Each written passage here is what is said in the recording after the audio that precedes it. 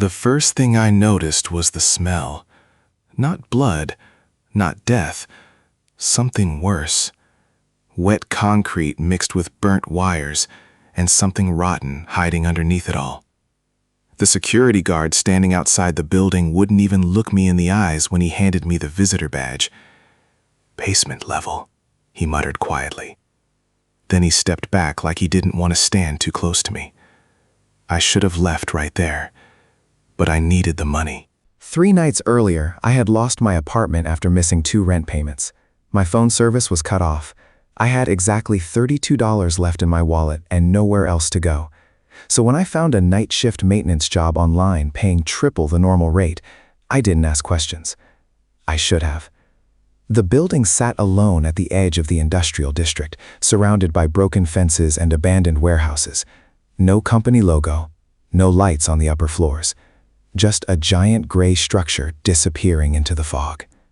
The job posting said the shift lasted from midnight until 6 a.m.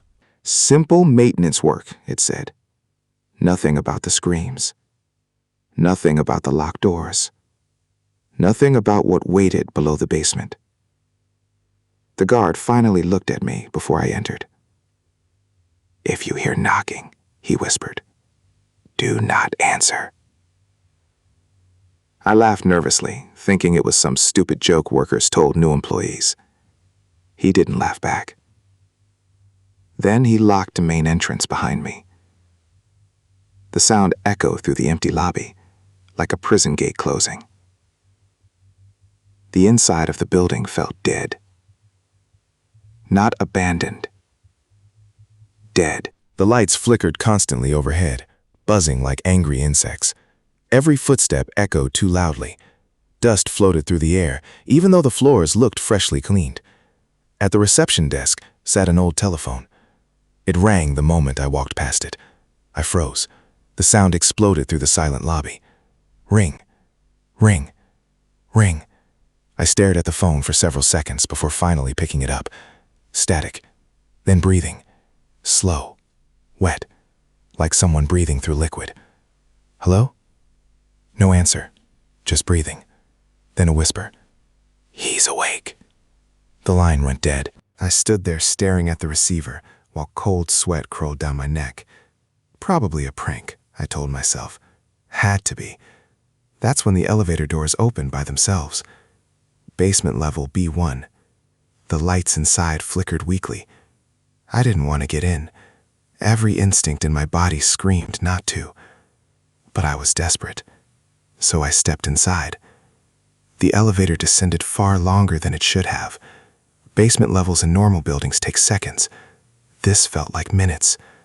The deeper it went, the colder the air became. Then the light shut off completely. Darkness swallowed me whole. I hammered the emergency button repeatedly. Nothing. Then I heard it. Someone whispering in the corner of the elevator. Not through a speaker. Inside the elevator. Right beside me. "You shouldn't have come." The lights snapped back on.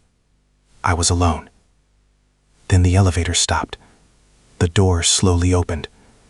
Basement B1 looked nothing like a maintenance floor.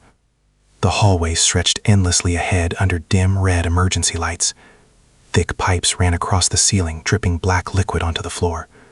Steel doors lined both sides of the corridor, each marked with faded numbers.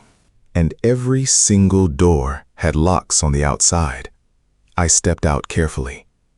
The elevator doors shut behind me immediately. When I pressed the call button again, nothing happened. A clipboard sat on a metal table nearby. My instructions were typed on a single sheet of paper. Check generators. Do not enter sublevels. If you hear crying, ignore it. I laughed again. Not because it was funny, because I was scared. The hallway felt wrong. Too quiet. Like the entire building was holding its breath. I started walking toward the generator room. That's when I heard the crying. Somewhere nearby, soft sobbing echoing through the hallway. I stopped immediately. The crying became louder. Help me! My chest tightened. There was no way a child should have been down here. I followed the sound until I reached door 14. The crying was coming from inside. Please! I grabbed the handle. Locked. Hello? I called out. The crying stopped instantly. Complete silence. Then scratching. Slow scratching against the other side of the metal door. My stomach dropped. The scratching climbed higher and higher, like something dragging its nails upward. Then a voice whispered directly through the door. "That's not my daughter." I stumbled backward. An older man stood behind me, holding a flashlight. I nearly screamed. He wore dirty maintenance overalls, stained with oil and something dark brown. "Jesus Christ," I gasped. The man looked exhausted, pale skin, bloodshot eyes, trembling hands. "You're new," he said quietly. I nodded. "You need to leave." "I can't," I replied.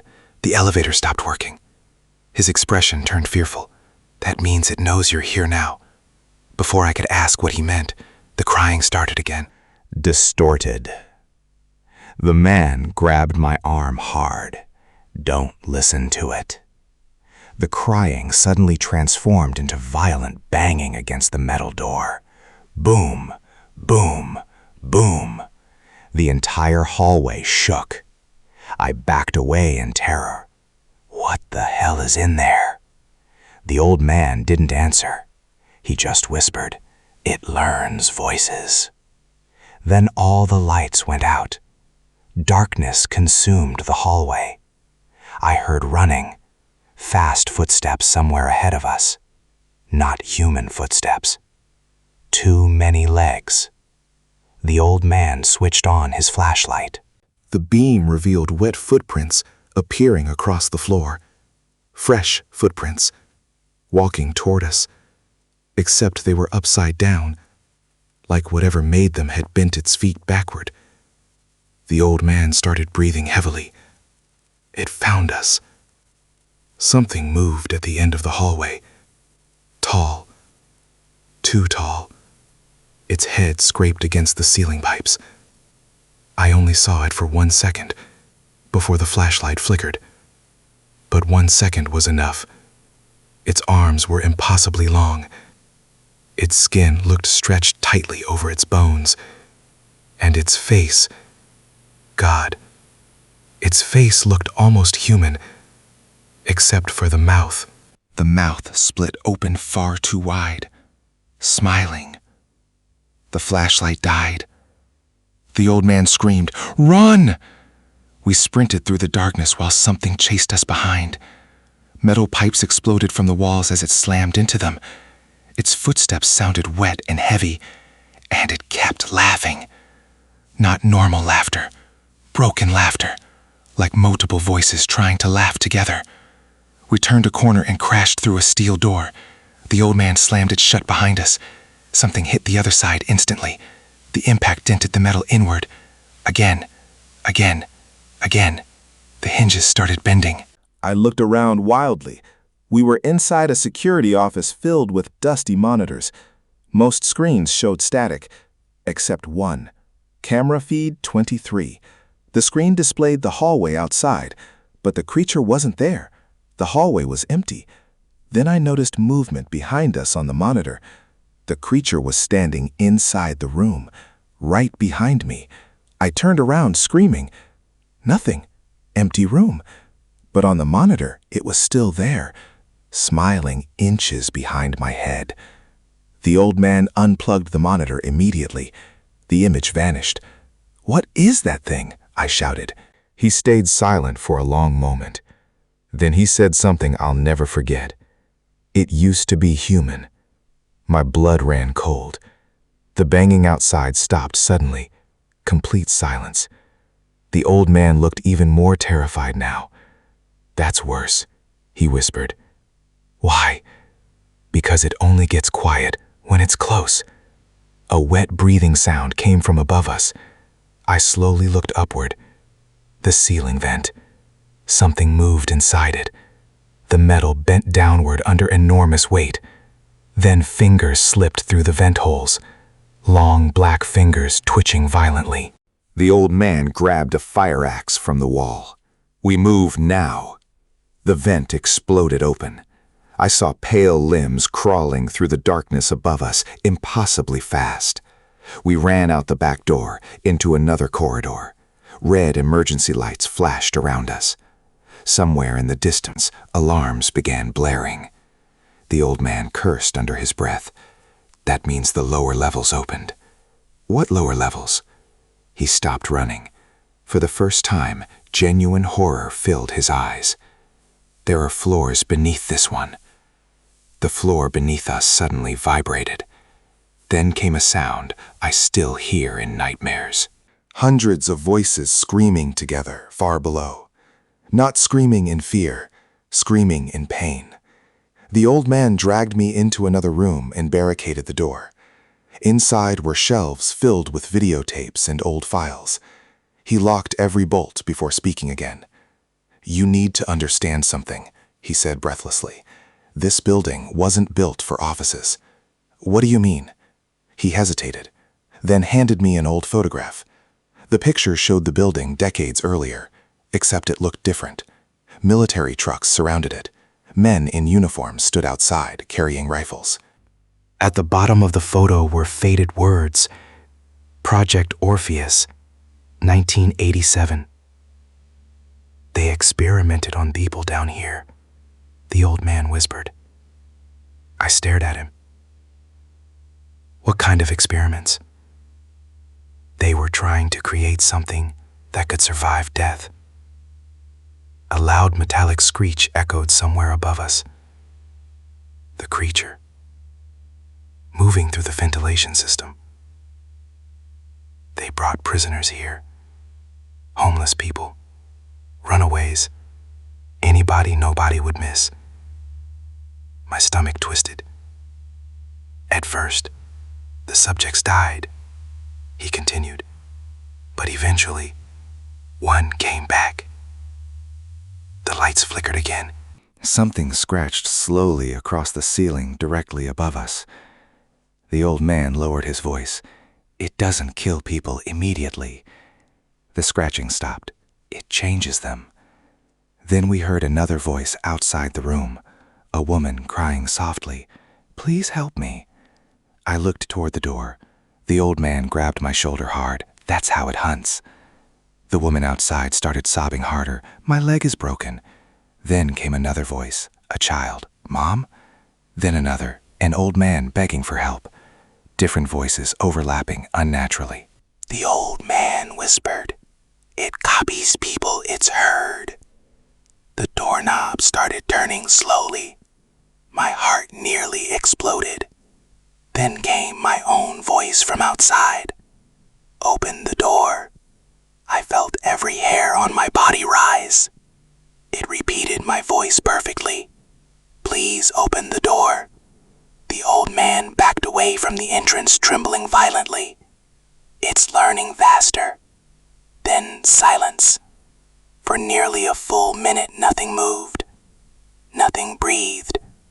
Nothing scratched. I almost thought it had gone away. Then the ceiling tiles above us shifted slightly. Dust fell onto my shoulders. The old man looked up in horror. Too late. The creature crashed through the ceiling directly onto him. I'll never forget the sound. Bones snapping. The old man screamed as the thing pinned him to the floor. Up close, it looked worse than human. Its limbs bent wrong.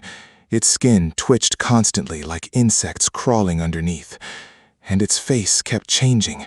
Faces appeared beneath the skin, pushing outward, screaming silently. The old man yelled at me to run while the creature tore into him. I ran. I hate myself for it, but I ran. The hallway lights flashed red as alarms screamed around me. Somewhere behind me, I heard the old man stop screaming. Then I heard his voice call out calmly, "Wait." I kept running, because I knew it wasn't him anymore. I reached the elevator lobby and slammed the call button repeatedly. Nothing. Then, another elevator opened nearby. Not the one I came down in. This one was older, rust-covered. The doors already open. Inside, the button panel only had one option: sub-level. The lights overhead flickered violently. Behind me came wet footsteps, slowly approaching. I should have hidden. I should have fought. Instead, I stepped into the elevator. The doors closed immediately. The elevator descended. Deeper. Far deeper than before. The walls groaned around me as if the entire shaft was ancient. Then the elevator stopped. The doors opened onto darkness. Not a hallway. A massive underground chamber. Cold air rushed into the elevator, carrying that same rotten smell. Huge cages lined the walls. Most were empty. Some were not. Shapes moved inside them. Human-shaped. Barely. I stepped out slowly. The floor was covered with old bloodstains. In the center of the chamber stood a giant observation window overlooking another room below. And inside that room, something enormous moved in the darkness, far bigger than the creature chasing me. A deep voice suddenly echoed through hidden speakers. "You shouldn't be here." I spun around. An old surveillance camera tilted toward me. Then the voice continued. "If it reaches the surface, millions will die." "Who are you?" I shouted. "I'm the last remaining researcher."